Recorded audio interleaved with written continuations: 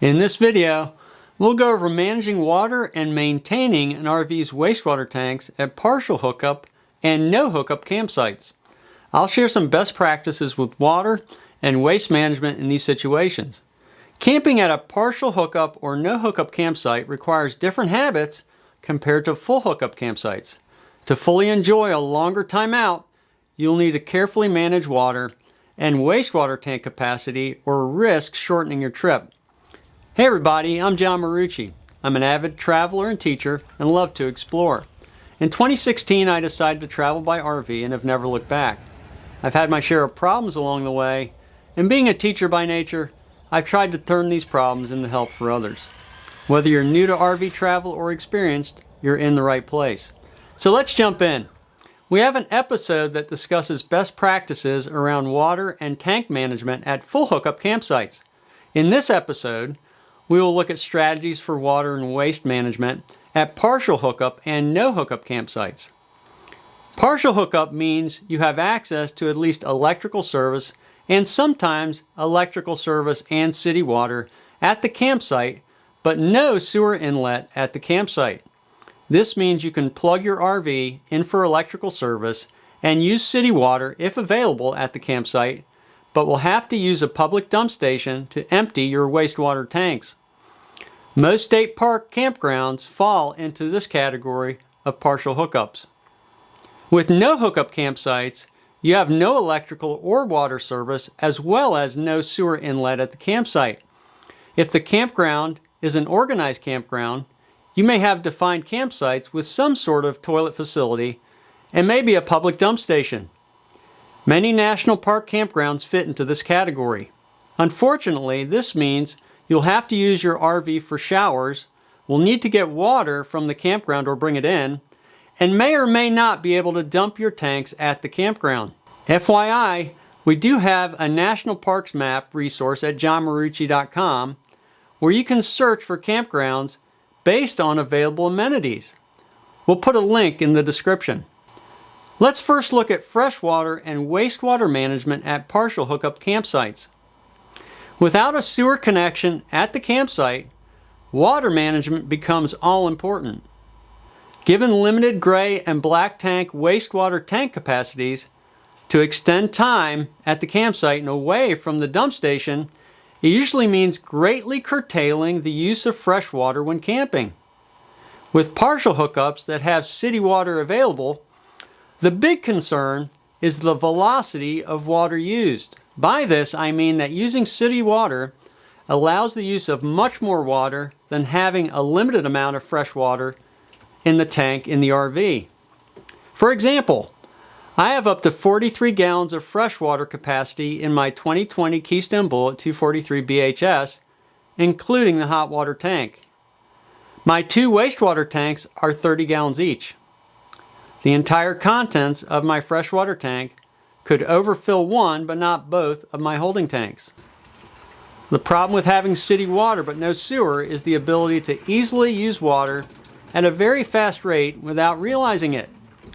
I found this out recently at a full hookup site using a water meter. In a week, I used much more than 100 gallons of water via the city water line. I wasn't paying attention, and if I did not have a sewer connection at the site, it would have meant having to dump tanks after only a few days. For partial hookup sites without city water at the campsite, I almost always carry two 5.5 gallon water containers for extra fresh water. This way, when I run out of fresh water in the RV's tank, I can use these containers to add extra water. This is a good investment if you plan to do much extended state or national park camping at one location. Many people employ totes that can be filled from the RV's wastewater tanks and be taken to the dump station. The advantage is that you don't have to take your entire RV to the dump station mid-trip to empty tanks. I see many people, especially with larger fifth wheel RVs, using these totes. However, it is another large item to travel with and strap down when in transit. The main benefit is the time savings when having to dump tank contents for longer stays at partial hookup sites.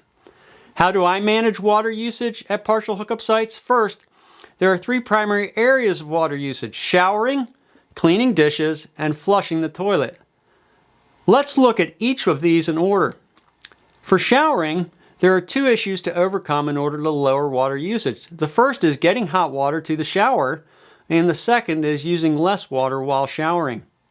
I had a shower miser in one of my recent RVs that worked well. If you have never heard of a shower miser, it allows the cold water to run back to the freshwater tank while the water is heating up. You may be surprised that up to a half a gallon of cold water can get flushed into the gray tank just warming up the water for a shower. This can add up and use critical space in the gray tank. With the flip of a handle on the shower miser, you can turn on the water after it is heated and not waste any hot water down the drain. If you don't have a shower miser on your RV, you can employ a simple plastic dishpan to catch the cold water until it warms up at the shower. Once the water is warm, remove the dishpan and start showering. Given the water is clean, I have no issues with using the half gallon of fresh, cool water for various purposes. No reason to waste fresh water. The second challenge is using less water when showering. My first advice is to invest in a shower head that limits water flow. This can be a game changer for water usage when at a partial or no hookup campsite. I have an entire video detailing the Oxygenics Fury shower head that I use. It shows how much water is used per minute at different settings, so I won't go into detail here. All to say, this is an obvious investment if you plan to employ water-saving strategies. We'll put a link to this video in the description. The other main tactic for saving water while showering is reducing the actual time the shower water is flowing. You may have heard of a Navy shower. This is where you do a quick get wet rinse, turn the water to a trickle or off, soap up, then turn the water to a low stream to rinse off the soap. This is my normal type of shower when not at full hookup campsites. For me, doing a Navy shower generally uses a gallon or less of water. This will vary greatly on how proficient you get using this method, how much hair you have, and the strength of the water stream used. Interestingly, using only a trickle of water may seem like it saves water, but it also means much more time rinsing soap off. A stronger water flow from the shower head means a faster rinse off, but more water used. Over time, I've found a medium water stream dialed in with a shower head like the Oxygenics Fury is optimal. Finally, if you have access to a decent public shower at the campground, obviously you can use the campground bathhouse facilities to enjoy a longer shower without any impact to your gray tank. Many people opt for this to extend their time between trips to the dump station. However, many rustic campgrounds don't have public showers, so be aware and plan accordingly before you book your next adventure. Doing dishes can use a lot of water. You can curtail this greatly by using biodegradable paper products for much of your eating. This works better in state parks where you have readily available trash dumpsters. Even with the employment of paper products, you will likely still have to do some dishes in the RV. First tip is to use a dinner napkin or paper towel to remove as much food debris from anything being washed. This goes all the way back to my days of tent camping. This is a great idea anytime, as it will save food from getting into the gray tank and causing odor issues. Next, I also use a plastic dishpan in the kitchen sink to catch water anytime I'm not at a full hookup site. This is meant to catch all water being used while doing the dishes. This process may change your water habits since you become much more aware of how much water you are using doing dishes. I try not to let any water go down the kitchen drain initially. This allows me to see how much water I'm using and gives me the option of putting the dishwater into the gray tank via the kitchen drain or into the black tank via the toilet. Why would I consider putting used dishwater into the black tank? The main reason is that most people will fill the gray tank much quicker than the black tank when camping. You can more quickly put 30 gallons into the gray tank versus 30 gallons into the black tank through normal use of the toilet. Using the dishpan will allow you the choice to keep the tanks more balanced and extend the time between visiting the dump station. In my video on the subject of dealing with full hookup campsites, I talked in depth about black tank management. So with partial or no hookups, how do I manage water going into the black tank via the toilet? First, I do put slightly less water into the black tank initially. With full hookups, I generally put 5 to 7 gallons into the black tank with tank treatment before use. With partial and no hookups, I put 3 or so gallons into the tank with tank treatment. Most flushing of the toilet is liquids versus solids, so the amount of liquid in the black tank will grow with use. Also, some people extend the time between dump station visits by using any available public bathroom facilities. One other area to cover for water usage is after hiking or time at the beach. While some are in the habit of coming into the RV to use the shower or bathtub to rinse off dirt or sand, the better solution is to use the outdoor shower to do this. Also, using baby wipes is a good way to stay clean between showers. My default at partial and no hookup campsites is to watch my water usage closely and dump my tanks at the public dump station after the trip is over. Usually this means limiting my time at a campground to a week or so. I have 2 videos on using a public dump station if you want to learn more on the specifics of dumping tanks at a public dump station.